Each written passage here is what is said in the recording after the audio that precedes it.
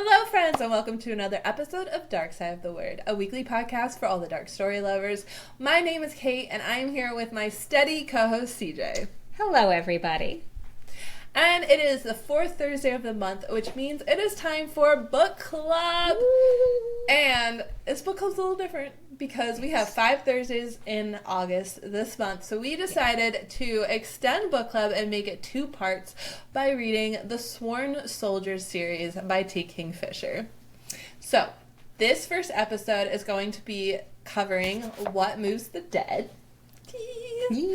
And then next week's episode will be discussing, I'll just show you quick, What Feasts at Night. So make sure to clue in, click in. Check us out. Thank you.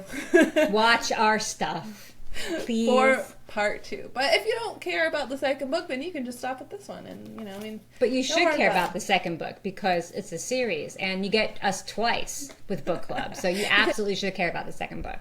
You know you love our pretty and beautiful faces. Now, I do have a question, just right off the bat. Okay. Do you think that this is going to have a third book in the series? I hope so. I hope there are many books in this series because I sensed a bit of a theme going through both of them, and I really like that. So I'm eager to see what Kingfisher can do with that theme in various novels or novellas. All right. Well, remember that thought for book 2. Because I will ask you the theme of book 2 when we get there. I have that written down, so don't worry. Perfect. But I don't know if anyone's heard of like the Wayward Children series by Shannon McGuire, and I'm probably butchering her name. But that's like the same thing. She has this world, then she keeps doing stories of different little things that happen in there. I think Murderbot's kind of like a novella fun thing but it's less contained individually and more of like a cohesive longer story broken up. Oh, okay. So, but yeah, awesome. Well, if you need a reminder, we're reading What Moves the Dead. Yes, and I'm very glad that you said the name of the series and I did not have to, because with my slight lisp, but that would have been very, very difficult. Don't worry, I was internally cringing, be like, don't stumble. Oh, God. Sworn Soldiers. Any double S's and you throw a W in there as well, just forget it. I am just screwed completely. When I was in high school, I worked at a uniform company and I had to say the word silk screened all the time. Like, would you like that silk screened? And it would just come out like... It was awful. I was so embarrassed. One person was actually like, what did you just say? And I'm like, do you want words on it? Do you want words? That's hilarious, actually. I love that. Silk screening. I never thought I would miss like having my speech therapy classes when I was a kid. I was like, I don't need these. What do I need to get rid of that lisp for? And now that I have a podcast, I really kind of miss that. Yeah. Wish I had done better with those. There's adult versions, so I guess I'm still lazy. It's okay. I never hear it. Or if I That's do, what everybody says. I think you're all just used to it. I think you all hear it in the very beginning and then your ear quickly adjusts because it's not huge. But certain words, definitely like the name of the series, and silk screening, I'm trying really hard not to be like, so yeah. Well, I wouldn't actually say that I ever clocked you had one when we first met. Really? Yeah. Okay. Yeah. It must have gotten better over the years because my 8th grade commencement speech, holy shit, man, that's recorded for everybody to hear, and it is embarrassing. But that is 8th grade, CJ. Now we are into the new decade, CJ. Yes, many decades later, it has finally left me for the most part, except on certain words. Which, speaking of funny 8th grade stuff, I'm rewatching Degrassi right now, and it's quite funny to like relive 11-year-old Kate watching this again as an adult. So, but anyway, we're here to talk about the book. Yes. We're okay. I also would just like to give a little caveat. It's tough going over here. First off, I've been without internet for 5 days, so that's what I do not know how you even survived, because in this day and age that it's like your oxen have died of dysentery, basically. I don't want to admit that I cried, but that's just us. But health over here has been a little rough, so we're just gonna go with it today, and hopefully my brain fully functions for these episodes. Click into gear. So if it gets a little silly, or we go a little off the rails, or I sound like a bubbling idiot. Just stick with us. We'll come back to it. I promise. We will be better in the future, I promise. This is not normal content. This is just us trying to be here for our listeners and to show up and be human. And we like book club a lot. We're really excited to do this. So we wanted to do it. It's not just an obligation. We like doing this. It's just sometimes life is hard. But we love doing this. So we wanted to push through. Also, my hair, like, there's loose strands and I hate that feeling. I get that whenever I fold laundry for some reason, and it drives me absolutely insane. Maybe it's all the static electricity from my laundry. Well, or cat hair. That could be it too. And I'm always like pushing it back from my face, and it just it drives me insane. I am also saying all this because I did not write a synopsis. Are you just going to read the back of the book? Yeah. Okay, that's okay. You read the back of the book. I know, but I feel like I am betraying myself. No. Everybody needs a little bit of a break sometimes. You read the back of the book. Okay. Wow, this one's really short. I actually didn't look at it before I did this, and now I'm kind of thinking that maybe I should have pulled up Goodreads to say if it's different. All right.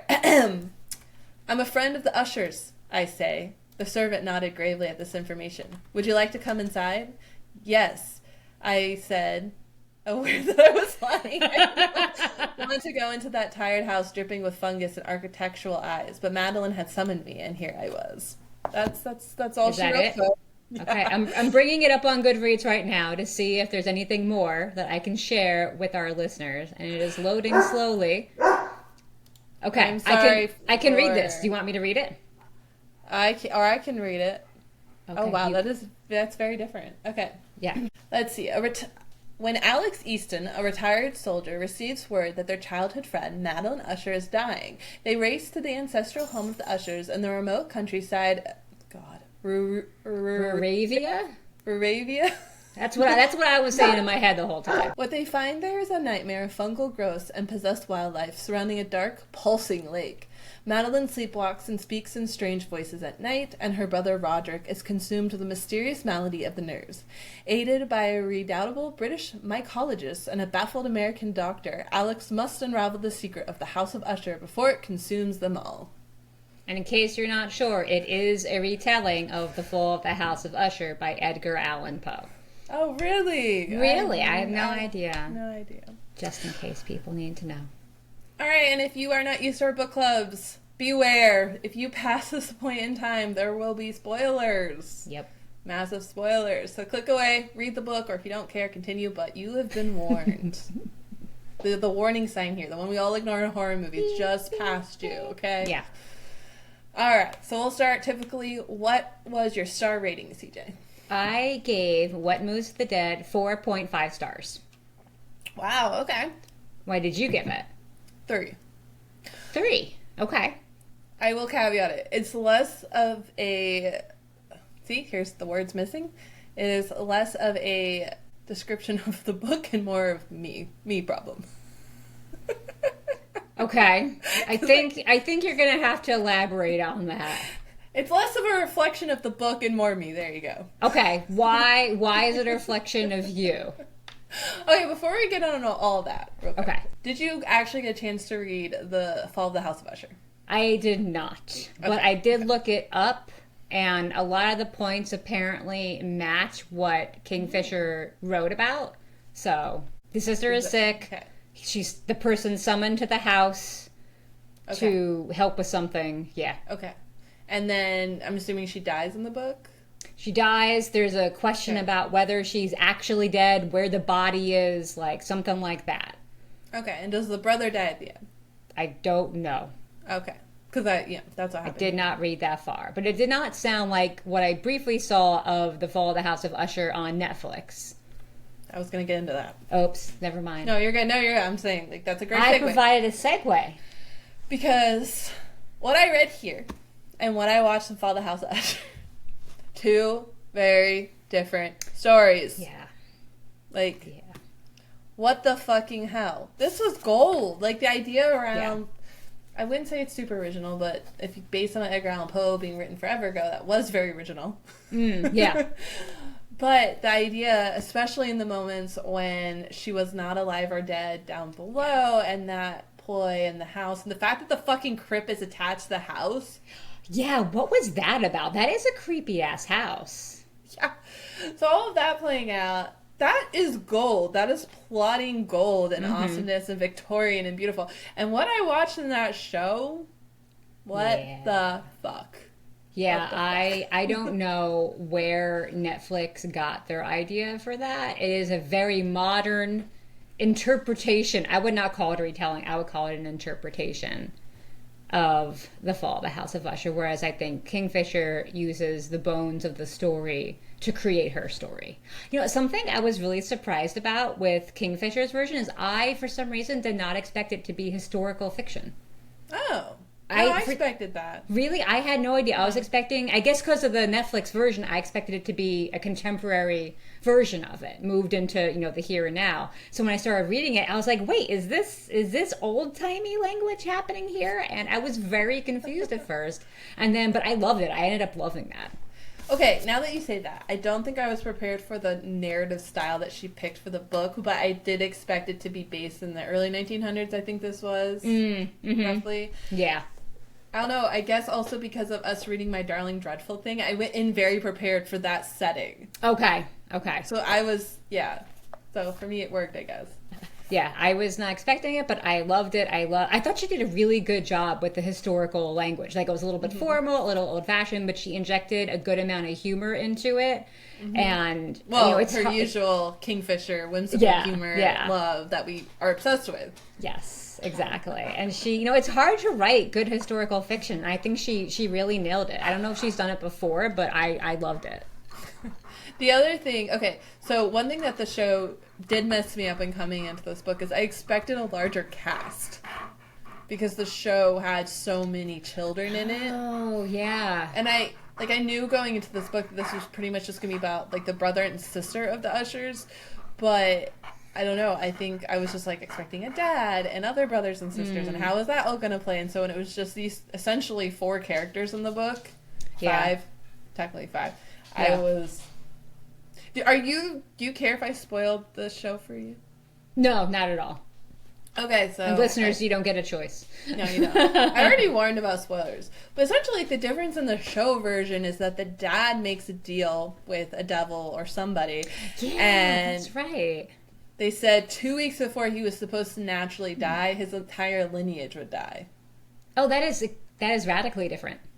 Radically, thank you. That's what I'm saying. Like, I was not prepared for what we had here. Like a sick person walking around, not sure if dead or alive, and more of an atmospheric tale versus this one where it's like a deal with the devil is made and then everyone's dying off. Yeah. I'm like, are you going to change it that much? Like, what did you actually take from the Fall of the House? Because this does not, like, equal up at all. At least with Shirley Jackson, I believe that he kept, like, all the... Everything that happened in the house was the same, but everything in, like, when they were adults wasn't, or vice versa. Like, one of the timelines was not the same. Okay. And that was the difference in that one. But I thought that he kept it, like, similar. I don't know. I feel like he took a little bit too much creative license. Yeah, definitely. That's why I like this What Moves the Dead a lot, because it just had that atmospheric quality. I love the Victorian time. It was a simpler cast. I didn't have to keep track of so many people. I just really loved the story. I thought it was so well done in so many ways. Well, you can only balance such a cast with the size of the book as well. Because, I mean, we're talking, this is a novella. Yeah. I think I read it in a day. Yeah, I think I read it like in a day and a half. It just I kept wanting to fall back into that world. I did not want to put this one down. Plus with the fact of, like, the black... Also, wow, yes, printing one this. page did not do that, I noticed. Really? Yeah, it was when it began on... I think the chapter began on that page. Yeah, then... I remember noticing it. I was like, oh my god, where's the black page in the middle? Yeah, I was so upset. Like, is there a reason for this other than the formatting? Is this a clue? Oh. I think she did it more... Yeah, right there. Yeah, okay. I think she also did it a little bit more in the next book. I think that happens a little bit more often. Okay. But, okay, so we covered all that stuff. Okay. So now we can go... I feel like we can talk more about the story. We can get into some nitty-gritty about the book of, like, technical. Okay. Which one do you want to do first? You pick. Well, we can stick more with the story then, Okay. I think. Yeah. Okay, so I found it interesting, and I wasn't sure how I felt about the author's note at the back. Did you read it? The one about Sylvia Moreno Garcia, I think is her name, the one book, that the did- Mexican Gothic. And Yeah, how I hated that book. me too. I hated that book. I'm just going to say right now that Kingfisher wrote the way better mushroom book. Way But better. I found it interesting that she wanted to say about writing after Mexican Gothic and, referencing all of, like she's copying her essentially, and the idea of it all. It's like how I feel like she, I feel like I can see why she is saying that, but there was another book. Mycology is kind of a hot topic in horror right now. There's the Mexican Gothic, and then there's another book that I also read called Ghost Eaters, which was about basically taking mushrooms to see the dead. So you hallucinate, but open. No, it is not a good book. It is not. Cool I keep idea. meaning to review it on the blog, and the idea is so great, and the book just sucks. So, yeah. And there's a couple others I think that I've seen about spores or fungus, anything mycology related. So that's kind of a hot topic right now. I don't know if Moreno Garcia was the first one to do it, but so far Kingfisher has done it the best that I have read out of the three. But do you think she even had to note to that? Or do you think it opens her up for more ideas of like, wow, you really stole it and there you go, you admitted it? I feel like it was just her giving credit to her inspiration. Was that what it was? Inspiration? Oh, I think she said she was already wanting to write a book like this, and then it just happened to be bad timing of like Maybe. Then Mexican Gothic came out, and she was like, "Oh darn." Yeah. Well, we've seen that where, books around the same topic come out at the same time. There was that one about the plot that was about stealing, the story from somebody else, making it your own and trying not to get caught, and then was that other one. Oh, Yellowface has that same concept too, and there was one other one that had that concept as well. So everything kind of goes in cycles, I've noticed. There was 2 books about a writing retreat, also called The Retreat, with the same kind of cover. So Well, they keep doing like the final girl. Yeah, the storyline. final girl. Yeah, the final girl. So that just happens, and like I said, I think Kingfisher did it the best. I loved her use of the fungus in this to explain. Usually, I don't love scientific explanations for something that you think is paranormal, but in this situation, I really liked it because the idea of a sentient fungus that can take over your body just is fucking terrifying. Blech, it's just so gross, So good horror. The worst part is for me, it doesn't feel that far-fetched, especially because I live in the South in a very like humid climate. Black mold is constantly talked about, which can psychologically affect you. Yeah. And then I remember when I was a kid, I watched like an episode of CSI where they found a body with like his face crushed in or something, and then they found out that what killed him was mold. Oh, Like a very like rare kind of mold, but yeah, mold. And so like ever since that CSI show, I've been like freaking freaked out by mold. Like anytime I start feeling sick, I'm like, okay, I don't think it's mold. It's so true. When we moved into our house, we did not know that our air conditioning ducts had black mold all over them, and we were so sick the first year that we were in our house, and we had no idea why. Like even our cat got bronchitis. Our cat never gets bronchitis. Got it that year, and then when we finally had like the people come to clean out everything, they're like, just so you know, it's covered in black mold. We had it ripped out, put all in new stuff. Thank goodness we could afford it at the time. And we haven't gotten sick like that since. So yes, totally real. Very disturbing. So safety talk for all our listeners, you need to get on this shit. Yes. And no, it can be deadly too. So we are lucky that CJ is fine after living in it for a year, okay? Yeah, seriously. It is not something to mess around with. It is scary. And as you can see, this is not just a fantasy story. This is a PSA of mold is deadly.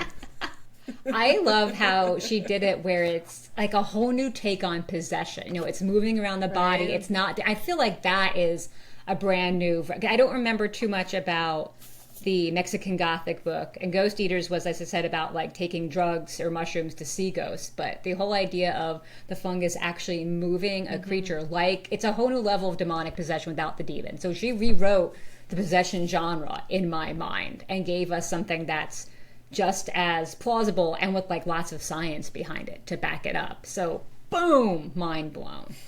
Mind blown. This is one of the fun things too, is that... Are you getting all emotional about it? No, my brain just lost the thought. Oh, I thought you were just overcome with emotion at how much you loved it, and then you couldn't speak.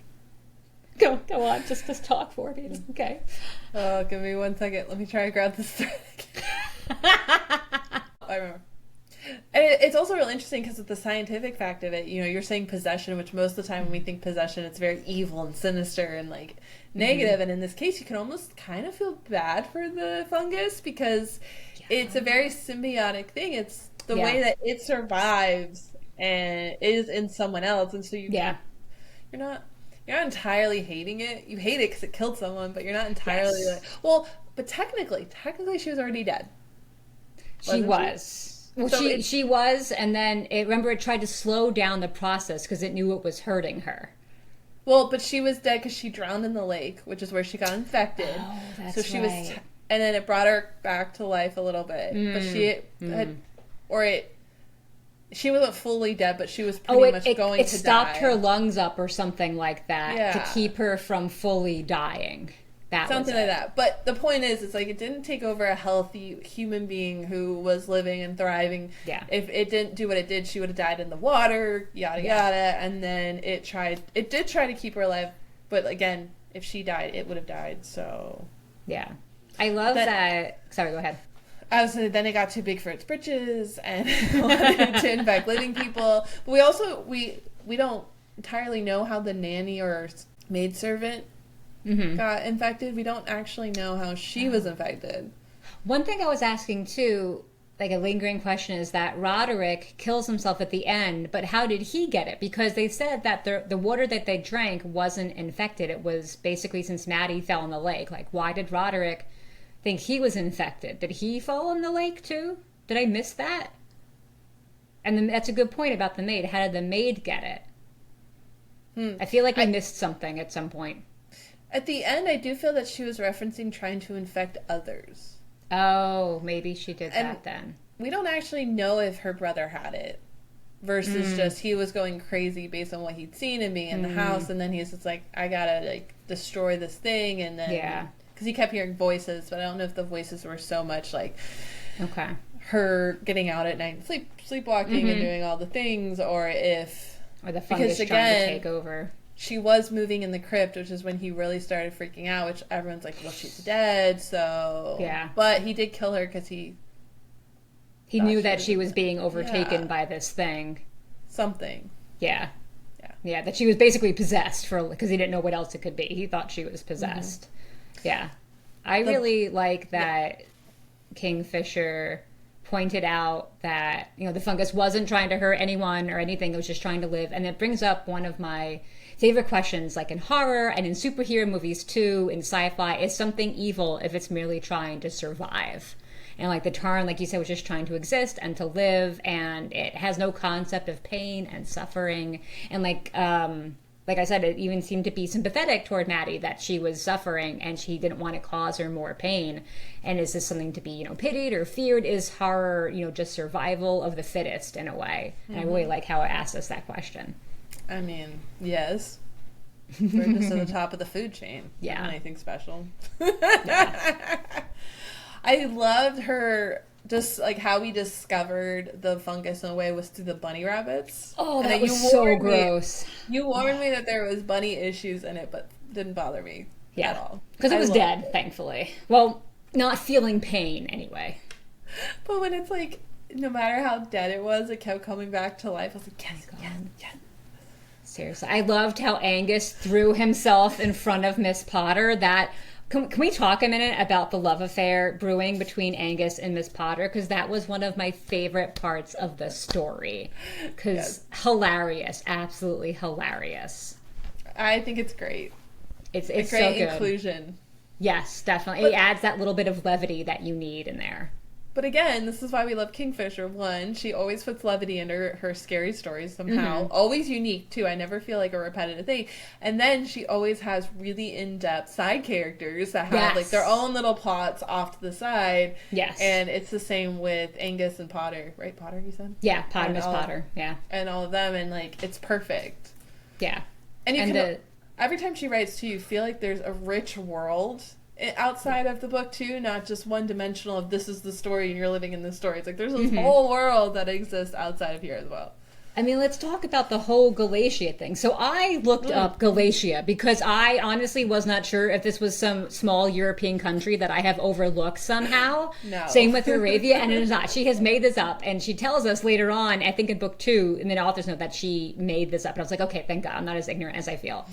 But I love that she created this whole realistic world with its own culture, and especially the use of the pronouns with the separate classes for the sworn soldiers and the priests and God.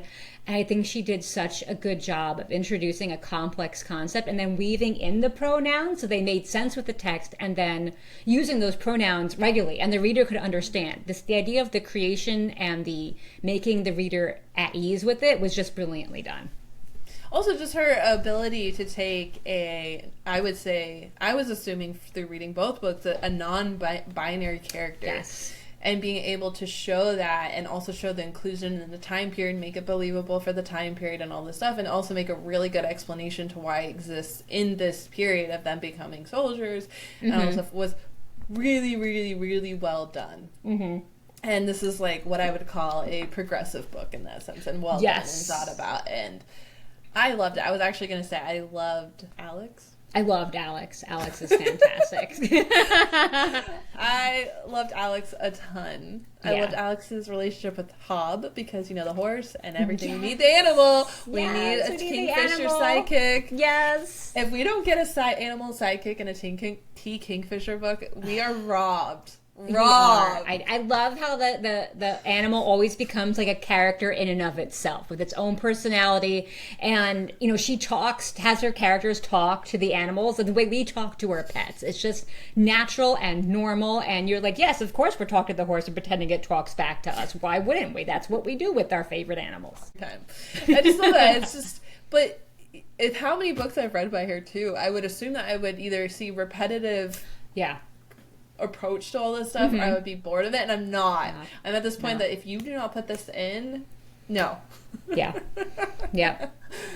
agree. I also loved the American character of Denton, the physician, and I loved how she kept making fun of him all the time with the American humor. I love the line that said, Americans would shake hands at the table if you let them.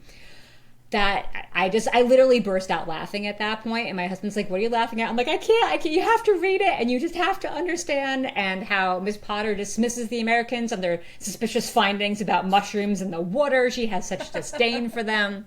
And my favorite line, I wrote it down, and I thought it was also a good reaction to show how people were responding to non-binary people then. You know, how Denton didn't quite know what to make of Alex, and said Denton still didn't know whether to stand up when I entered the room or not, but it was all good. And that sense of humor is so good. It's dry, it's pithy, it's self-deprecating, it's American deprecating. It's just so, so good. But like Kingfisher walks that beautiful line of making this super inclusive and doing that without making this a narrative on being non-binary. It didn't feel preachy. It just felt like, hey, this is a world where this exists, and that's it. It exists, and it's totally cool with everybody. And some people aren't, and that's not cool. But we're kind of dealing with it. But it's here. Well, that's not the point of the story. It's not that no one's accepting this character. It's just this is what it is.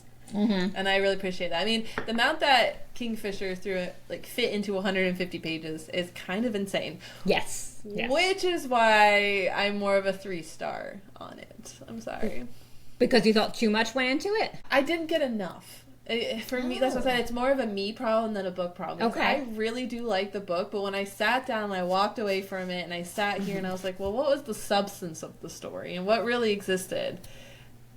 The enjoyment for me, like from a entirely story plot point, the enjoyment for me kind of fell flat, and I just kind of closed the book and I was like, okay, yeah. Now, I will talk about that a little bit more in book 2 of, like, the difference between this book and, like, book 2 of it all. Okay. But it did, to me, there were a lot of explanations to explain how this world works with, you know, their backstory with all of the, whatever the country is called. Galatia, that backstory, the backstory of trying to set up Potter and all of her side characters, all of that, why she's there. It was just, to me, a conglomeration of setup and then very little payoff at the end. And I needed more. I needed a little bit more atmosphere. It was too much of a novella for me. And that is why when I walked away, I was just like, oh, okay. I had to learn so much and I didn't actually get a story out of it. Okay.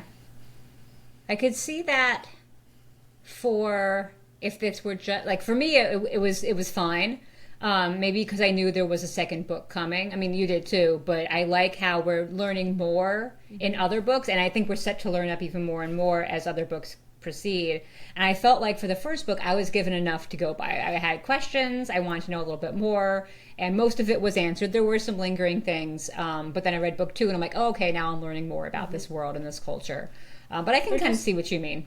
There just wasn't enough time for me to fall in love with everyone yet. And and I wasn't super invested in the siblings to care what was happening. And the emotions for me did feel a little rushed when we were in those moments, kind of like you say about my writing. Whereas, like, we had the moment, we were given emotions, we were given how it played out, but we didn't, like, sit in the scene long enough. And I really needed a little bit more in the scene itself to be fully captivated by what was going on. Yeah. And I had so much learning to do about who these people were that I wasn't able to just, like, let it go. Okay. And just fall into it. Yeah. Sadly. I didn't, Maddie and Roderick, they were here nor there. I knew they weren't long for this world anyway. But what kept me going was Alex and the Doctor and Miss Potter and Angus, the love affair brewing there. I was there for Hob. Hello. And Hob, yeah. Maddie and Roderick were they were there, they were fine. Whatever, they played their part and they did it well, and then they were gone. I thought this. Go ahead. No, you go. Oh, I thought the scene where Maddie's like walking in the hallway at night and Alex finds her, and Maddie's fungus thing is trying to learn how to talk and mimic words. That was so eerie to me. I loved it, and I knew something was like trying to speak through her, but I didn't know what at the time. And there's just a lot of these moments spent that to me were lulls in the story of discovery, where either, oh, I rode my horse again, I rode my horse again, I rode my horse again, I couldn't do anything, so I rode my horse again. And I was like, oh my gosh, can we stop riding our horse? I love Hob, but can we stop riding the fucking horse? See, to me, that felt very authentic to, like, historical fiction of that time, because there was a lot of that filler kind of stuff, and I tend to do that when I write, too, because I'm used to reading 18th and 19th century novels. So that part didn't bother me. I was like, oh, this is nice. We're going back out in the swamps again. Yeah, I think I just wanted a little bit more... Again, action? I think there was just so much shoved into this book. And such a world building and learning curve, and then by the time I was finally getting a grip on it, which is about how far I would say to a typical fantasy book, it was like, oh, well, she's really dead, and now let's hurry up, and like, and it was so much time was spent building this world and less time on the mystery, spooky factor of it, that I was expecting a lot scarier of a book and a lot more to it. And I just, by the time we got to them discovering really the issue and the rabbits, there wasn't enough spook factor for me. And I was just kind of disappointed. I expected more, sadly. Yeah, I felt like this lived up to Gothic horror really well, which isn't... I don't like. In your face. Yeah, it's not in your face scary. It's definitely not your speed. For me, it was a good example of Gothic horror. But yeah, I can see they really lacked that spooky punch that if you were looking for a really scary horror novel, it didn't deliver that. I feel like if you listen to how I talked about this book at the first half of this podcast, you would think like, oh, she gave it 5 stars. She loved it. And I... Seriously? That's the thing. Everything about it, it's a me problem. It's less of a reflection of the book. Until you mentioned the 3 stars again, I completely forgot that is what you gave it at the beginning. Because I'm like, oh yeah, we both love this. This is fantastic. That's what I'm saying. It's less of a reflection on the book, and it's literally me rating it just based on like what I walked away with. And so I struggle with rating so much because like, do I rate it based on like my enjoyment of it and how I walked away, or do I rate it based on like how good I think it was? Because it could go both ways. Sometimes a book will fucking suck, but those last 20 pages will just rip you in and just like, and then you're like, oh, I'm gonna give it such a great rating because that's what I'm walking away. That's the feeling I'm walking away with. Ugh, ratings are annoying, and that's sometimes why I hate reviewing books, because I'm like, it's a me thing. This is no reflection on how amazing this author is, because Kingfisher, like this book, from a Kingfisher book perspective, it's 5 stars. It just for you personally, you were a little unsatisfied. Yes, and that's okay. that's why we're reviewing it and not just rating it, because the review can adequately reflect your feelings about it and your thoughts, whereas the rating just gives you a generic number, and anything can be left up to interpretation. Right. But I will say, as a kind of tease for the next episode for a second, is that it was well worth getting through this 150 pages, because now book 2, a whole nother story. I am excited to hear your thoughts on book 2. So, wait, can I just say one more thing? Yeah, I was going to say, is there anything else you wanted to talk about this book? Just really quick. So when we picked up this book, the title, What Moves the Dead, I did not have any idea what that was in reference to. Yeah. And I was reading, and I remember the part where I realized that something was moving the dead body. And I was just like, mind blown. It is just so freaking brilliant to have that. It's a creepy title, and then it makes sense. It's so good. This cover is phenomenal. Phenomenal. Yes, when you really look at it, you're like, oh, holy hell. Like, to be honest, I did not realize that this is going to be about fungus. No. I don't know why. This could have been the reason I gave it 3 stars, but I don't know why. But something compelled me to read the author's note before I read the book. Oh, okay. Which then kind of ruined the whole like, plot twist. I don't know why I did that. Normally I don't. I'm very big about not spoiling anything. And I did that, and now I'm like, well, maybe that ruined everything, but so I knew it was fungus by then, and then I was like, why didn't I get that from the fucking cover? Yeah, I did not get that from the cover. I read that little blurb on the back of the book, and I'm like, well, it's Kingfisher. I don't really know what this is going to be about, but I'm going to read it. And I had forgotten what the word mycologist meant, so I'm reading it, and all of a sudden I'm like, something made me think maybe it's like a mushroom or a fungus. And then I looked at the back of the book again. You know, like when you finish reading, like for the night, you sometimes read the back of the book again, and I'm like, yeah. Light dawned. But now that you know all this cover is ingenious. It's so good. The title, the cover, this just Kingfisher. Just keep doing what you're doing, because I am here for it. She is literally one of my all-time favorites. Like, I'd love to meet her. Like, which I just found out that she has another name, and she makes children's picture books. Yeah. I did. What? I read that too. That's very surprising. I wonder if they are dark children's books. They look a little interesting if you look at the art. I haven't looked at them, but I was wondering if this is where she gets all her dark creepiness out, and her light and happy bubbly things are for the children, and she has to get out her darkness somewhere else. Well, I'm very glad that you compelled me to read her, and that I'm on the happy train of her, because so far I've enjoyed every book. I haven't liked every book. Yeah. But no regrets reading every book. Yes, I agree. No regrets. The next one I have to get you to read is Anya Alborn, because I think you'll like her stuff too. Oh, okay, yeah. All right. Well, anything else? No. I'm looking forward to book 2. We have a whole nother book to talk about. We have a whole other book. Yeah. All right, friends. Well, thank you so much for listening to part 1. Wait, we have to give a rating again. Oh, okay. I'm staying with my 4.5 stars. I might round it up to 4. Ooh. Now that I remember. Well, like I said, the book's great. It's just, I wanted more. Okay. I don't think you've gone up in any podcast episode that we've had. I don't, if you have, I cannot remember. Well, okay. But yay, well, we'll take it. It really deserves a higher rating. It wasn't hard to do. All right, 4 stars. Boom, that's it. Okay. Well, thank you so much, friends. Don't forget, next week is going to be part 2. You're not done yet. Book club is still going. And if you have not read the book yet, don't worry. It's like 140 pages, so you have plenty of time to do that in a week. Yeah. Especially, you know, if you are part of our group, we read a lot. So just join us. But thank you so much for listening to Dark Side of the Word, a weekly podcast for all the dark story lovers. Make sure if you like this to subscribe and give this video a thumbs up. Tell us how awesomely, wickedly cool and brilliant you are. Also, we're an audio-only podcast on Apple, Spotify and Apple Podcasts and iHeart Radio. And make sure to check out our specific polls on Spotify to give your thoughts on stuff. Otherwise, happy reading and have an amazing day. Bye. Oh, that's a perfect sign off. All right. Love Bye, it. friends.